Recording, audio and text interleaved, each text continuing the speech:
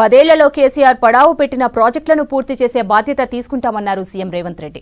BRS పాలనలో పాలమూరు ప్రాజెక్టులను నిర్లక్ష్యం చేశారని మండిపడ్డారు. ప్రాజెక్టులను అడ్డుకోవాలని చూస్తే ఊరుకునేది లేదన్నారు. గ్రామాల్లో ఇందిరమ్మ ఇళ్ల పనులు జరుగుతుంటే పేదల కళ్లల్లో ఆనందం కనిపిస్తుందని చెప్పారు. 1284 కోట్లతో మహబూబ్ నగర్ జిల్లాలో అభివృద్ధి పనులకు మంత్రులతో కలిసి శంకుస్థాపన చేశారు సీఎం రేవంత్.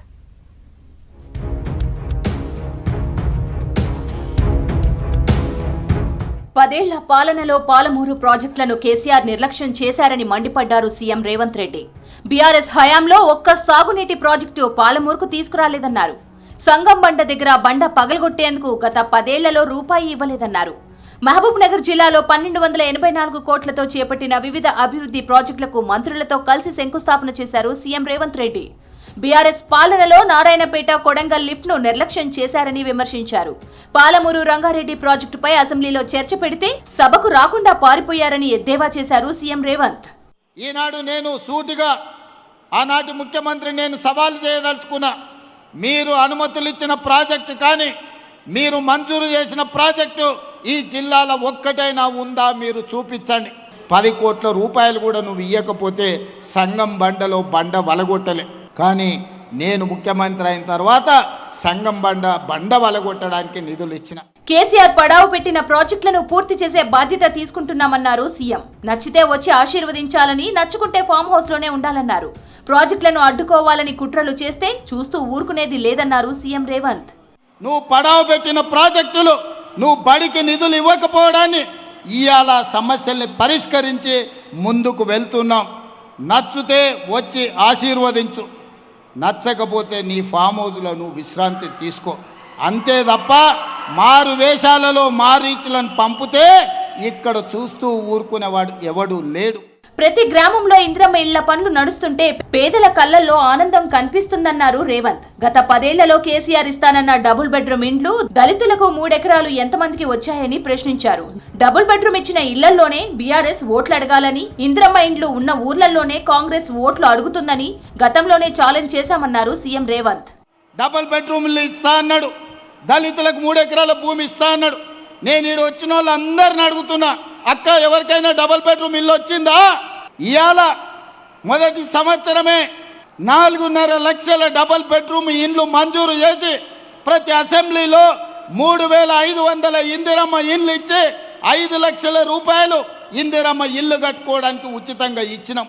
సక్సెస్ కావాలంటే విద్యార్థుల్లో పట్టుదల ఉండాలన్నారు CM Revanth Reddy. Communication skills, knowledge తో పాటు కృషి ఉంటేనే జీవితంలో ఉన్నత శిఖరాలకు చేరుకుంటామని చెప్పారు. చిట్టబోయినపల్లిలో IIIT క్యాంపస్ నిర్మాణానికి మంత్రులతో కలిసి భూమి పూజ చేశారు సీఎం. అనంతరం విద్యార్థులతో ముఖాముఖిలో పాల్గొన్నారు. మీ జీవితంలో ఎదగాలి అంటే కష్టపడడం ఒకటే, భాష రావడం 2, అవగాహన పెంచుకొని జ్ఞాన సంపద పెంచుకోవడం 3, వీటన్నిటితో పాటు చిత్తశుద్ధి, పట్టుదల మనకు ఉండాలి. అందుకే ఈరోజు విద్యనే ప్రథమ ప్రాధాన్యత కింద మా ప్రభుత్వం తీసుకొని ముందుకెళ్తుంది. Education is my top priority. CM Revanth Reddy ఎదుగుదల నలుగురికి ఆదర్శంగా నిలుస్తుందన్నారు మంత్రి దామోదర రాజనరసింహ. 2008లో బాసరలో ఏర్పాటైన IIITని పాలమూరుకు తేవటంలో సీఎం చొరవ ఉందన్నారు. విద్యార్థులు IIITలో చదివేందుకు పోటీ పడాలన్నారు మంత్రి దామోదర రాజనరసింహ. ప్రధానంగా 2008లో బాసరలో మొదలైన IIIT ఈరోజు దక్షిణ తెలంగాణ పాలమూరు జిల్లాలో 2వ IIIT ఈ ప్రాంతానికి జిల్లాకు రావడం ప్రధానంగా దానికి క్రెడిట్ ఎవరికి వస్తుంది అంటే మన రాష్ట్ర ముఖ్యమంత్రి గారికి వస్తుంది. వరుసగా జిల్లాల పర్యటనలతో బిజీగా ఉన్నారు సీఎం రేవంత్ రెడ్డి. అభివృద్ధి పనులకు శంకుస్థాపనలు, ప్రారంభోత్సవాలు చేస్తూనే మున్సిపాలిటీల్లో సత్తా చాటాలని క్యాడర్కు పిలుపునిస్తున్నారు. రేపు మేడారానికి వెళ్లనుంది రాష్ట్ర ప్రభుత్వం. ఉమ్మడి రాష్ట్ర చరిత్రలో తొలిసారి హైదరాబాద్ బయట కేబినెట్ మీటింగ్ జరగబోతోంది. మేడారంలోని హరిత హోటల్లో కేబినెట్ భేటీ జరగనుంది. రైతు భరోసా, హ్యామ్ రోడ్ల నిర్మాణం, మున్సిపల్ ఎన్నికలతో పాటు పలు అంశాలపై చర్చించనున్నారు మంత్రులు. 300 మంది అధికారులకు కూడా అక్కడే బస ఏర్పాట్లు చేశారు. 2000 మంది పోలీసులతో పటిష్ట బందోబస్తు ఏర్పాటు చేశారు. రేపు రాష్ట్ర సర్కార్ మేడారం వెళ్లనుంది. వనదేవతల సన్నిధిలో ముఖ్యమంత్రి రేవంత్ రెడ్డి అధ్యక్షతన అక్కడే కేబినెట్ సమావేశం జరగనుంది.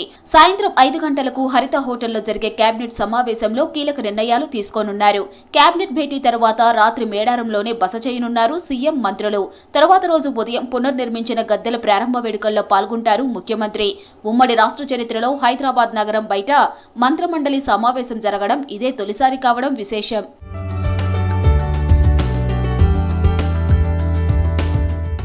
రాష్ట్ర ముఖ్యమంత్రి రేవంత్ రెడ్డితో పాటు మంత్రివర్గం మొత్తం మేడారం పయనం కాబోతోంది. సమ్మక్క సారలమ్మ దేవతలు కొలువుదీరిన మేడారం ఇప్పటికే మహాజాతరకు ముస్తాబైంది. 28 నుంచి 31 వరకు జాతర జరగనుంది. దానికి సరిగ్గా 10 రోజుల ముందే తెలంగాణ కేబినెట్ కీలక సమావేశం మేడారంలో ఏర్పాటు చేస్తోంది. మంత్రివర్గ సమావేశానికి అధికార యంత్రాంగం మేడారంలో చకచకా ఏర్పాట్లు చేస్తున్నారు. సీఎం, మంత్రులు, వివిధ శాఖల కార్యదర్శులు, ఉన్నతాధికారులతో కలిపి సుమారు 300 మంది అక్కడ బస చేసేందుకు వీలుగా ఏర్పాట్లు చేస్తున్నారు. జనవరి 28 నుంచి వనదేవతలు సమ్మక్క సారలమ్మ జాతర జరగనున్నందున ఈ కేబినెట్ మీటింగ్ అక్కడ ఏర్పాటు చేయడం ప్రాధాన్యాన్ని సంతరించుకుంది. సీఎం పర్యటన, కేబినెట్ సమావేశంతో అక్కడ కట్టుదిట్టమైన భద్రతా ఏర్పాట్లు చేశారు. మేడారంలో జరిగే కేబినెట్ మీటింగ్ భవిష్యత్తులో మిగతా జిల్లాల్లో జరిగేందుకు బాటలు వేయాలని కోరుకుంటున్నానన్నారు మంత్రి సీతక్క. ఈ అంశాన్ని కేబినెట్లో ప్రస్తావించినట్లు ఆమె తెలిపారు. సీఎం, మంత్రులు, అధికారులకు ఆదివాసీ సాంప్రదాయాన్ని, వంటకాల రుచిని చూపించబోతున్నామన్నారు మంత్రి. ఇక్కడికి వచ్చి మా సమ్మక్క సారలమ్మను అందరూ కూడా మరి ఈ సన్నిధిలో క్యాబినెట్ జరగడం చాలా ఈ ప్రాంతానికి మన రాష్ట్ర ప్రభుత్వం ఇచ్చినటువంటి, ముఖ్యమంత్రి గారు ఇచ్చినటువంటి గౌరవంగా మేము భావిస్తూ వారిని మనస్ఫూర్తికంగా స్వాగతిస్తా ఉన్నాం. ఇప్పటికే మేడారంలో శాశ్వత ప్రాతిపదికన అభివృద్ధి పనులు జరుగుతున్నాయి. రైతు భరోసా, హ్యామ్ రోడ్ల నిర్మాణం, మున్సిపల్ ఎన్నికలతో పాటు మరికొన్ని ముఖ్యమైన అంశాలు చర్చకు వచ్చే అవకాశం ఉందని సమాచారం. సీఎం టూరుతో 1500 మంది పోలీసులతో భద్రత ఏర్పాటు చేశారు. కాకా Venkataswamy memorial Telangana inter district T20 league ముగిసింది. ఫైనల్లో ఖమ్మం జట్టుపై నిజామాబాద్ జట్టు ఘన విజయం సాధించింది. గెలిచిన టీంకు 5 లక్షల ప్రైజ్ మనీ అందించారు మంత్రులు. విశాఖ ఇండస్ట్రీస్ ఆధ్వర్యంలో జరిగిన టోర్నీలో మొత్తం 100కు పైగా మ్యాచ్లు, 500 మంది ప్లేయర్లు పాల్గొన్నారు. ఐపీఎల్ తరహాలో మ్యాచ్లను నిర్వహించారు.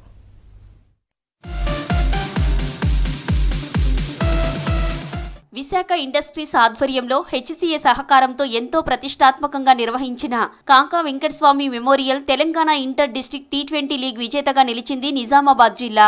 సికింద్రాబాద్ జింఖానా గ్రౌండ్ లో జరిగిన ఫైనల్ మ్యాచ్ లో ఖమ్మం జట్టుపై 7 వికెట్ల తేడాతో గెలిచింది. ముందు టాస్ గెలిచి బ్యాటింగ్ ఎంచుకున్న ఖమ్మం టీం 19.5 ఓవర్లకు 114 రన్స్ చేసి ఆలౌట్ అయింది. 115 రన్స్ టార్గెట్ ను 12 ఓవర్లలోనే ఛేదించింది నిజామాబాద్.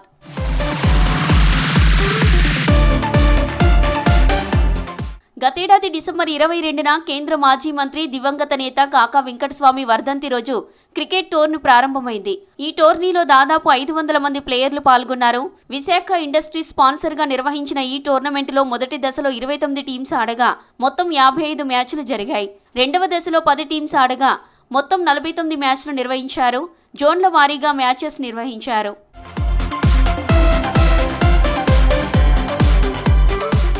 క్రికెట్తో కాకా వెంకటస్వామికి మంచి అనుబంధం ఉండేదన్నారు మంత్రి వివేక్ వెంకటస్వామి. క్రికెట్కు ట్యాక్స్ బెనిఫిట్స్ కోసం కాకా కృషి చేశారని, అందుకే ఇండియాలో ఐపీఎల్ లాంటి టోర్నీలు సక్సెస్ అయ్యాయని తెలిపారు.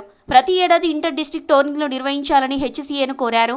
మహిళా క్రికెట్ను ప్రోత్సహించేందుకు కాకా మెమోరియల్ ప్రోత్సాహం ఉంటుందని తెలిపారు. ఇంటర్ డిస్ట్రిక్ట్ క్రికెట్కు ఐపీఎల్ తరహాలో హైప్ ఉంటుందన్నారు. అన్ని జిల్లాల్లో స్టేడియాల ఏర్పాటుకు కృషి చేస్తామన్నారు మంత్రి వివేక్.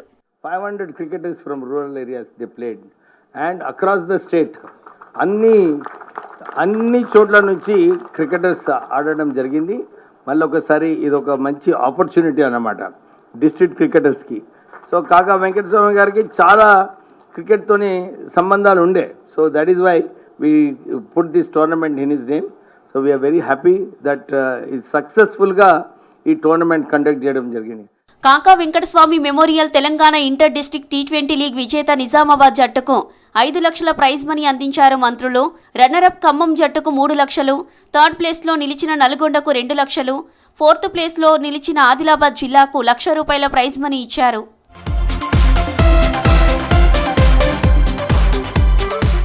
ఫైనల్ మ్యాచ్లో 69 పరుగులు చేసిన Harshavardhan Singh player of the match award అందుకున్నాడు.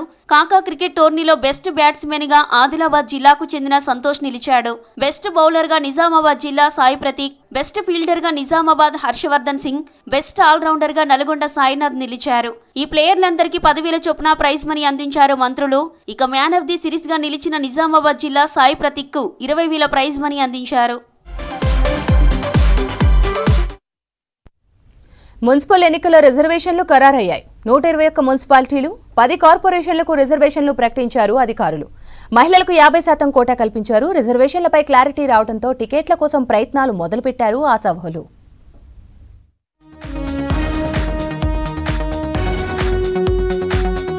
రాష్ట్రంలో మున్సిపల్ ఎన్నికల సందడి మొదలైంది. కార్పొరేషన్ మున్సిపాలిటీలకు సంబంధించిన రిజర్వేషన్లు ఖరారయ్యాయి. మొత్తం 121 మున్సిపాలిటీలు, 10 కార్పొరేషన్లు ఉండగా రొటేషన్ పద్ధతిలో రిజర్వేషన్లు ఫైనల్ అయ్యాయి. మహిళలకు 50% కోటా కల్పించారు. 10 కార్పొరేషన్లలో కొత్తగూడెం కార్పొరేషన్ ఎస్టీ జనరల్కు దక్కింది. Ramagundam SC general, Mahabubnagar BC మహిళకు కేటాయించారు.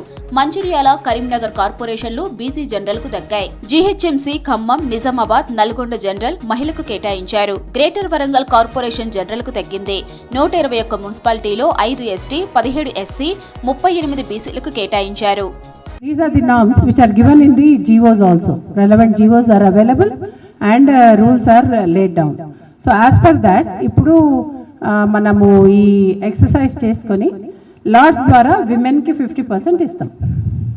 అయితే దీంట్లో సపోజ్ ఫ్రాక్షన్ వచ్చింది అనుకోండి, లోయెస్ట్ ఇండిజర్కి కరెక్ట్ చేస్తాం ఫర్ విమెన్. ఓరగల్లులో మున్సిపల్ ఎన్నికల రిజర్వేషన్లను ఖరారు కావడంతో తమ ప్రయత్నాలు ముమ్మరం చేస్తున్నారు ఆశావహులు. వరంగల్ ఉమ్మడి జిల్లాలో 12 మున్సిపాలిటీలు, 1 మున్సిపల్ కార్పొరేషన్ ఉంది. వరంగల్ మహానగర పాలక సంస్థ పాలకవర్గం పదవీకాలం గడువు మే 7 వరకు ఉంది. మిగతా 12 మున్సిపాలిటీలకు త్వరలోనే ఎన్నికలు జరగనున్నాయి. వీటిలో మహిళలకు 5 మున్సిపాలిటీలో అవకాశం దక్కింది. ఉమ్మడి నిజామాబాద్ జిల్లాలో 7 మున్సిపాలిటీలు, 1 నగరపాలక సంస్థ ఉంది. కీలకమైన నిజామాబాద్ మేయర్ పీఠాన్ని ఈసారి జనరల్ ఉమెన్ కి కేటాయించారు. బోధన్, ఎల్లారెడ్డి మున్సిపాలిటీలను అన్రిజర్వ్ చేశారు. కామారెడ్డి, బాన్సువాడ, ఆర్మూర్ మున్సిపాలిటీలను బీసీ మహిళలకు కేటాయించారు. బిచ్కంద మున్సిపాలిటీని జనరల్ బీసీకి కేటాయించారు. జనరల్ మహిళకు భీంగల్ మున్సిపాలిటీని కేటాయించారు. మున్సిపల్ ఎన్నికల రిజర్వేషన్లు ఖరారు కావడంతో పోటీకి సిద్ధమవుతున్నారు అభ్యర్థులు. ఉమ్మడి ఆదిలాబాద్ జిల్లాలో ఎక్కడ ఎవరు పోటీ చేయాలనే విషయంపై మంతనాలు చేస్తున్నారు. రిజర్వేషన్లు అనుకూలంగా ఉన్న చోట తామే పోటీకి దిగుతామని, లేని చోట తమ భార్యను పోటీ చేయిస్తామని చెబుతున్నారు నేతలు. ఇక ఆదిలాబాద్, నిర్మల్, ఖానాపూర్, కాగజ్ నగర్, ఆసిఫాబాద్, బైన్సా మున్సిపల్ చైర్మన్ పదవులకు తీవ్ర పోటీ ఉంది. ఉమ్మడి కరీంనగర్ జిల్లాలో కీలకమైన కరీంనగర్ మేయర్ స్థానం బీసీ జనరల్ కు కేటాయించారు. జమ్మికుంట, చొప్పదండి, హుజూరాబాద్ మున్సిపాలిటీ చైర్మన్ స్థానాలు ఎస్సీ మహిళకు రిజర్వ్ అయ్యాయి. జగిత్యాల చైర్మన్ పదవి బీసీ మహిళ, కోరుట్ల, ధర్మపురి చైర్మన్లు జనరల్ మహిళకు అలాట్ చేశారు. మెట్పల్లి, రాయికల్ మున్సిపాలిటీలను అన్రిజర్వ్ చేశారు. రాజన్న సిరిసిల్ల జిల్లాలో సిరిసిల్ల మున్సిపల్ చైర్పర్సన్ జనరల్ మహిళ, వేములవాడ చైర్మన్ బీసీ జనరల్ కు కేటాయించారు. రిజర్వేషన్లు ఫైనల్ కావడంతో ఆశావహులంతా టికెట్ల కోసం ప్రయత్నాలు మొదలుపెట్టారు. అయితే రిజర్వేషన్లపై విపక్షాలు మండిపడుతున్నాయి. తక్కువ ఓటర్లున్న స్థానాలను ఎస్సీ, ఎస్టీలకు కేటాయించారని ఆరోపిస్తున్నాయి. మరోవైపు రిజర్వేషన్ల విషయంలో పంచాయతీ ఎన్నికల్లో బీసీలకు అన్యాయం జరిగిందని, మున్సిపల్ ఎన్నికల్లోనూ అదే పంతా కొనసాగిస్తున్నారని ఆరోపిస్తున్నాయి బీసీ సంఘాలు. ఇండోర్లో కలుషిత నీరు తాగి మరణించిన వారి ఫ్యామిలీలను పరామర్శించారు లోక్సభ విపక్ష నేత రాహుల్ గాంధీ. దుర్ఘటనకు మధ్యప్రదేశ్ రాష్ట్ర ప్రభుత్వమే బాధ్యత వహించాలని డిమాండ్ చేశారు. స్మార్ట్ సిటీలు నిర్మిస్తున్నామని గొప్పలు చెప్పే బీజేపీ ప్రజలకు శుభ్రమైన తాగునీరు కూడా అందించలేకపోతోందని విమర్శించారు రాహుల్.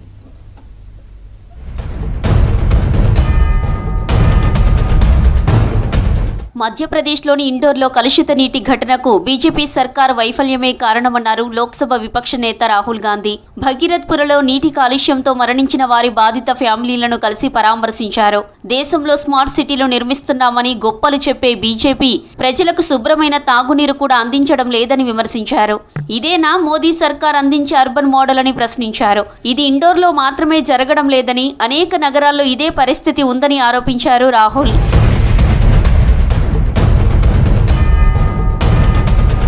ఇండోర్లో నీటి కాలుష్యానికి ఎవరు బాధ్యత వహిస్తారో ప్రభుత్వం చెప్పాలని డిమాండ్ చేశారు రాహుల్. ప్రజలకు స్వచ్ఛమైన తాగునీటిని అందించడం ప్రభుత్వం బాధ్యత అని చెప్పారు. ఆ బాధ్యత నెరవేర్చడంలో బీజేపీ సర్కార్ అట్టర్ ఫ్లాప్ అయిందని ఫైర్ అయ్యారు. తాను రాజకీయాలు చేయడం లేదని, ప్రజలు చనిపోతుంటే ప్రతిపక్ష నాయకుడిగా చూస్తూ ఉండలేనన్నారు. వారి సమస్యలను తెలుసుకోవడానికి ఇండోర్ వచ్చినట్లు చెప్పారు రాహుల్. देश को स्मार्ट सिटीज दिए जाएंगे. ये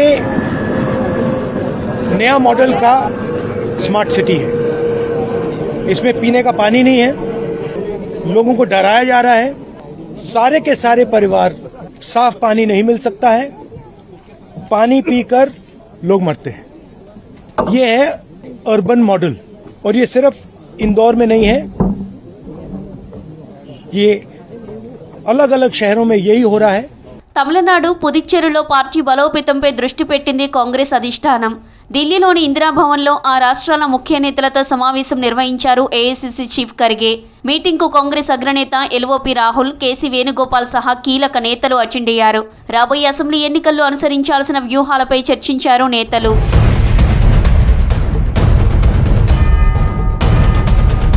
మహారాష్ట్ర మున్సిపల్ ఎన్నికల్లో అధికార దుర్వినియోగంతో బీజేపీ గెలిచిందన్నారు కాంగ్రెస్ నేతలు. బీజేపీ అనుబంధ సంస్థగా ఎన్నికల సంఘం మారిందని ఆరోపించారు. ఎలక్షన్స్ పారదర్శకంగా జరిగితే రిజల్ట్ మరోలా ఉండేదన్నారు హస్తం లీడర్లు. బెంగాల్ అభివృద్ధిని టీఎంసీ ప్రభుత్వమే అడ్డుకుంటోందన్నారు ప్రధాని మోదీ. హౌరా గౌహతి మధ్య వందే భారత్ తొలి స్లీపర్ ట్రైన్ను ప్రారంభించారు. బెంగాల్లో అక్రమ చొరబాట్లు ఆగాలంటే బీజేపీ అధికారంలోకి రావాలన్నారు. డబుల్ ఇంజన్ పాలనతోనే అస్సాం ప్రగతి పదంలో దూసుకుపోతోందన్నారు ప్రధాని.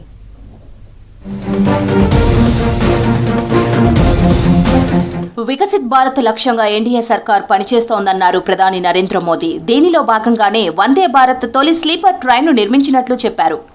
బెంగాల్లోని మాల్దాలో పర్యటించిన ప్రధాని హౌరా గౌహతి మధ్య నడిచే వందే భారత్ తొలి స్లీపర్ ట్రైన్ను ప్రారంభించారు. మాల్దా నుంచి పశ్చిమ బెంగాల్ అభివృద్ధిని ప్రారంభిస్తున్నట్లు తెలిపారు. బెంగాల్ డెవలప్మెంట్ను టీఎంసీ సర్కార్ అడ్డుకుంటోందని విమర్శించారు. డబుల్ ఇంజన్ సర్కార్తోనే అక్రమ చొరబాట్లు ఆగుతాయన్నారు మోదీ. केंद्र सरकार गरीबों के लिए जो पैसा भेजती है, उस पैसे को यहां टीएमसी के लोग लूट लेते हैं. टीएमसी के लोग बंगाल के मेरे गरीब भाई बहनों के दुश्मन बने हुए हैं. డబుల్ ఇంజన్ సర్కార్తో అస్సాం అభివృద్ధి రెట్టింపైందన్నారు ప్రధాని. గౌహతిలో పర్యటించిన ప్రధాని బోడో కమ్యూనిటీ సాంస్కృతిక వేడుకల్లో పాల్గొన్నారు. బోడో లాంగ్వేజ్ కు తాము జాతీయ హోదా కల్పించామని చెప్పారు. అస్సాం సంస్కృతి సాంప్రదాయాలు దేశానికి గర్వకారణమన్నారు ప్రధాని మోదీ. असम की कला संस्कृति में जो अद्भुत आनंद है, वो पाने का मैं कोई भी मौका नहीं छोड़ता हूं. ये केवल एक उत्सव नहीं है, एक माध्यम है हमारी महान बोडो परंपरा को सम्मान देने का. పుస్తక పఠనంతో ఎన్నో విషయాలను తెలుసుకోవచ్చన్నారు కేంద్ర మంత్రి అమిత్ షా. ఢిల్లీలోని భారత్ మండపంలో వరల్డ్ బుక్ ఫెయిర్ ను సందర్శించారు. పుస్తక ప్రదర్శనలో ఏర్పాట్లను పరిశీలించారు. బుక్స్ ను చదవడం యువత అలవర్చుకోవాలని సూచించారు అమిత్ షా.